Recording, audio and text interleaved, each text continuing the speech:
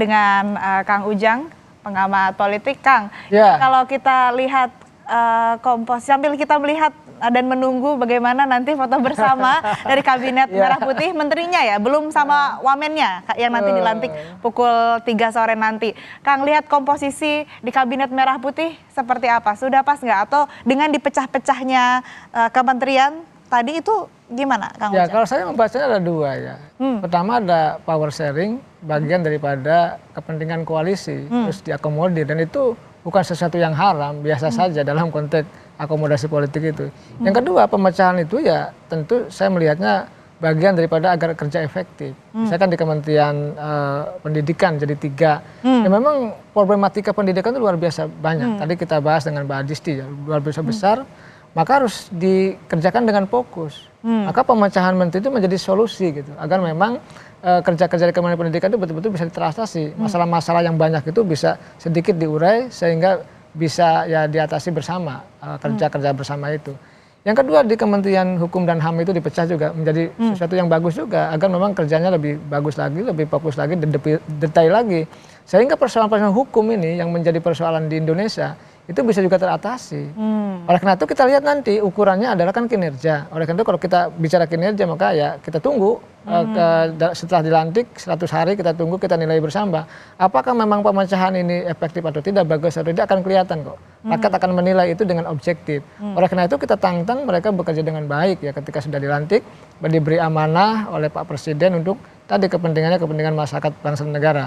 Nah, saya melihat tadi kalau kita bicara postur kabinet yang lumayan gemuk, ya tentu ini menjadi mungkin ya Pak Prabowo punya kepentingan tadi power sharing dan kebutuhan untuk percepatan kinerja ya, agar fokus, agar lebih baik bisa menyelesaikan masalah sebelumnya. Nah, kalau saya baca ada 4 klaster yang sering saya katakan dari menteri yang ada ini. Kalau saya bahasanya kabinet campur-campuran, mix kalau bisa dikatakan. Pertama ada klaster dari partai politik, faktanya iya. Yang kedua ada kabinet dari profesional, ahli gitu, faktanya juga iya. Yang ketiga saya lihat ada loyalis Pak Prabowo juga, dan berhak dong, karena memang Pak Prabowo banyak loyalisnya yang berjuang mati-matian, berdarah-darah, kalah lalu menang gitu ya.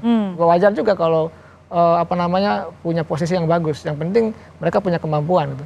Yang keempat tuh klaster dari relawan atau tim sukses, itu kan ada yang menteri dan wakil menteri.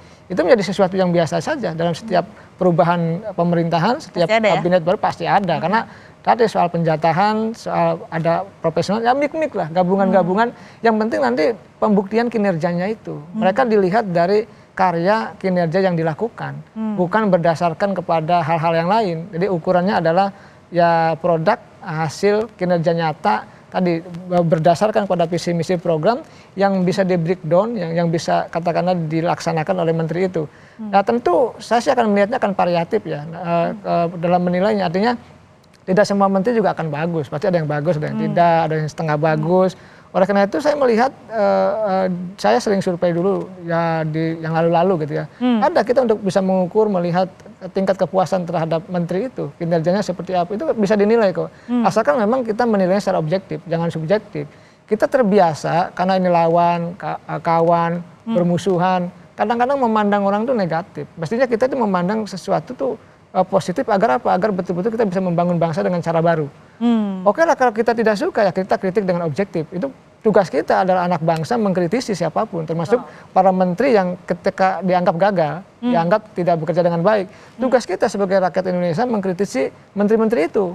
Karena memang mereka dilantik, diberi amanah bekerja untuk kepentingan masyarakat. Kan Pak Prabowo selalu mengatakan rakyat harus disejahterakan. Pemberantasan hukum harus ditegakkan gitu ya.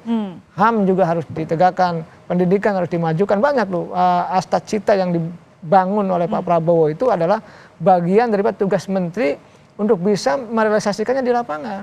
Ini yang harus kita kawal bersama gitu. Kalau menteri baik ya kita apresiasi, tetapi ya kalau mohon maaf kalau tidak baik, tidak bagus kinerjanya ya kita kritisi bersama, agar memang mereka berlomba-lomba dalam melakukan kebaikan dalam tadi mencapai target-target yang sudah diberikan oleh Pak Prabowo. Karena semua ini kan harus ada indikatornya, ada parameternya, ada ukurannya dalam menilai menteri. Oleh karena itu ya kita sepakat, mereka beri kesempatan bekerja, lalu kita nilai bersama-sama, begitu Mbak Asri. Ya, artinya memang kan yang kita harus awasi adalah kinerjanya ke depan seperti apa. Kalau secara proporsi tadi Kang Ujang bilang kalau ditambah kementerian-kementerian baru dipecah dan lain-lain, itu bisa saja membuat kinerja kementerian atau yang pembantunya presiden ini menjadi lebih efektif lagi dan lebih teratasi karena masalah yang banyak tadi. Tapi tadi itu tadi kita harus kawal bersama bagaimana kinerja ke depan. Tidak bisa langsung bilang ini efektif atau tidak ya, karena kita harus nilai bersama. Betul.